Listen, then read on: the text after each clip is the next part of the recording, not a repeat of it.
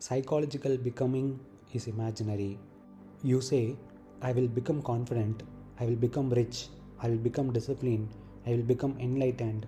That movement from what you are now to what you hope to be is psychological becoming. It is the inner story that says, I am incomplete now, I will be complete later. I would look at you and say, you are chasing a future version of yourself that exists only in thought. There is no future confident you, there is no future enlightened you, there is only this moment and the story about tomorrow. What is imaginary? The image you hold of who you will become. That image is thought. Thought is memory rearranged. Memory is the past. So, your future self is nothing but recycled past material dressed in hope. You are chasing a projection. That projection does not exist anywhere except in your mind. That's why I call it imaginary. Why is this brutal? Because most of human life runs on becoming. Society says, become successful, become admired, become better, become special. But notice something carefully. Has becoming ever ended? You become fit, now you want more muscle. You become rich, now you want more wealth. You get validation, now you want more status. Becoming has no finish line. It is a treadmill powered by dissatisfaction. I would say, as long as you are becoming, you are declaring war on what is. And when you are at war with what is, peace is impossible. The hidden assumption. Psychological becoming assumes I am not enough as I am. That is the root violence. So you create a future version of yourself and start running. But the runner and the destination are both thought. You are chasing a shadow created by your own mind. Then what is real? Skill is real, action is real, practice is real, learning is real. If you want to build a company, you build it. If you want strength, you lift. That is functional growth. But psychologically becoming someone admired, superior, spiritually advanced is self-image chasing self-image. That is imagination. Why it feels so powerful? Because becoming gives you hope. Hope is psychological sugar. It lets you tolerate your present dissatisfaction by promising a better tomorrow. I would say hope is the postponement of understanding. So, what remains? If you drop becoming, what is left? Just this. What is actually true about you now? What are you avoiding seeing? What are you pretending not to know? Truth does not require becoming. Truth requires seeing, and seeing ends becoming. Now, let me turn this back to you. When you say, I want to become wealthy, is it about money or about becoming someone in your own eyes? When you say, I want to become disciplined, is it about skill or about repairing a wounded self image? Be honest, because I would not comfort you, I would strip you. Psychological becoming is imaginary because the one who you are trying to become does not exist. There is only what you are now and what you are willing to face. Let's go slower. Your future self is recycled past material dressed in hope. Let's dissect it. Where does your future self come from? Close your eyes for a second. Imagine you as rich, you as respected, you as calm, you as powerful. Now look carefully. Where did that image come from? Did it appear from nowhere? No. It is assembled from people you have seen, movies you have watched, Instagram bodies, entrepreneurs you admire, spiritual teachers you follow, memories of when you once felt strong, painful moments when you felt small. Your mind collects fragments from the past and stitches them together. That stitched image feels like the future, but it is made of memory, and memory is the past. So, your future is the past rearranged. Thought cannot create something truly new.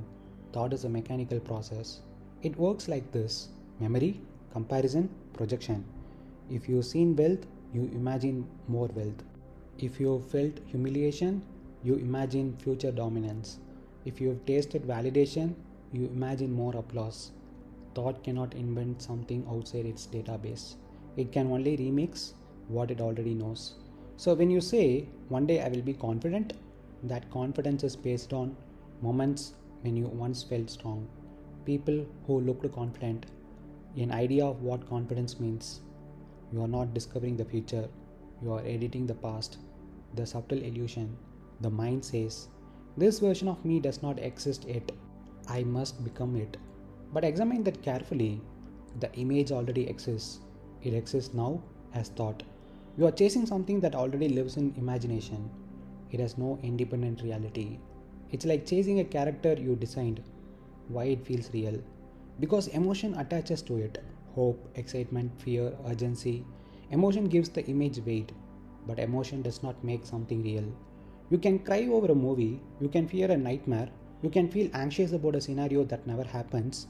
Intensity does not equal reality. The deeper trap. Here is the brutal part. When you create a future self, you also create a current self. If future you is confident, current you must be lacking. If future you is wealthy, current you must be insufficient. So the mind creates division. What I am versus what I should become. That division is psychological suffering. And the destination that promises to end it is imaginary. You are trying to escape a discomfort created by the same imagination. Functional growth versus psychological becoming. This is subtle but important. Learning a skill is real. If you practice sales daily, your ability improves. If you lift weights, muscle grows.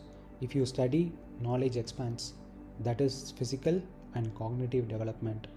But the idea, one day I will finally feel enough, that is imaginary. Because enough is an image, and the self trying to feel enough is also an image. The ultimate question. If you drop all images of what you will become, what are you left with? No future identity, no psychological promotion, no heroic storyline, just this moment, this mind, this body, this fact. That feels terrifying. Because becoming gives continuity, it gives narrative, it gives meaning. Without becoming, there is no story of me progressing, and the ego feeds on narrative. So I would say, you are not afraid of failure, you are afraid of being nothing psychologically. Becoming protects you from that fear. It says, relax, one day you'll matter. Imaginary comfort. Let me ask you something sharp. If you knew, absolutely knew, that you would never become greater psychologically, would you still pursue excellence, or would everything collapse? Your answer to that question reveals whether you are building skill or chasing an image. Psychological becoming is the mind's promise that one day you will finally arrive. Arrive at confidence, arrive at wealth, arrive at peace, arrive at enough. But that arrival point is a mental construction. It is built from memory, comparison, and hope. The mind says, you are incomplete now, but stay with me. I will fix you in the future. And so you run. Not toward reality, but toward an image. The tragedy is not ambition. The tragedy is believing that fulfillment lives in a projected version of yourself. There is nothing wrong with building skill. There is nothing wrong with earning money. There is nothing wrong with strengthening the body. What is illusion is the idea that when those things are achieved, the psychological hunger will end. Becoming is endless because it is rooted in insufficiency. And insufficiency is an idea. When you see this clearly, not intellectually, but actually, something shifts. Action can continue, growth can continue, discipline can continue, but the inner desperation relaxes. You stop trying to become someone, you start operating from what is. And strangely, when the obsession with becoming dissolves, you move cleaner, you think clearer, you build without inner noise. Not to become, but because it is natural to act. That is the end of psychological becoming and the beginning of something far more dangerous to the ego: silence.